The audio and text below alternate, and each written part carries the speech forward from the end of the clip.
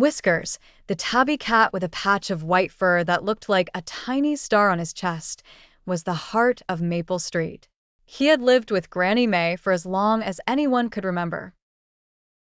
His emerald eyes sparkled like gemstones, and his whiskers twitched with a mischief that belied his calm demeanor. Every morning, Whiskers would sit by the window, watching the world unfold like a timeless tapestry. He would wait for Granny May to finish her breakfast before accompanying her on a walk through their vibrant garden.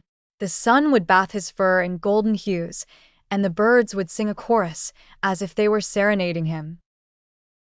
This usually placid feline held a secret he had kept from everyone, including Granny May. Whiskers, you see, had the ability to understand human speech. It wasn't magic. At least he didn't think so. He had never spoken a word, though, respecting the fragile boundary between his dual worlds. One breezy afternoon, as Whiskers lazed in his favorite spot under the old cherry tree, he overheard a conversation between two crows perched high above. They were gossiping about a thunderstorm that was rumored to arrive that night, a storm fierce enough to snap branches and flood the streets. With urgency, Whiskers nudged Granny May, meowing insistently.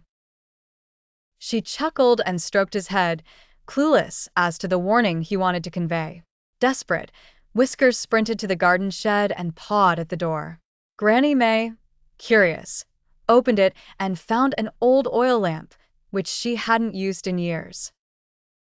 Puzzled but trusting her feline friend's instinct, she cleaned the lamp and placed it by the window. Whiskers, satisfied, resumed his position and purred softly, hoping she'd understand his silent message. That night, as predicted, the storm arrived with booming thunder and sheets of rain. The power flickered and went out, casting the house into darkness. Granny May remembered the lamp and fetched it. As she lit it, the warm glow filled the room, creating a cocoon of comfort against the tempest raging outside. "You're a clever boy, aren't you, Whiskers?" Granny May said, scratching behind his ears. Whiskers purred in response, a soft rumble that spoke curiously of his hidden intellect. The storm passed, and the morning sun returned, glistening on the dew-soaked garden. Whiskers found his usual spot beneath the cherry tree, pleased with how his secret still remained intact. He stretched contentedly, knowing he had saved Granny May a night of cold and discomfort. Life on Maple Street continued, with Whiskers ever watchful and always listening, a guardian with a secret knowledge of the human heart and mind.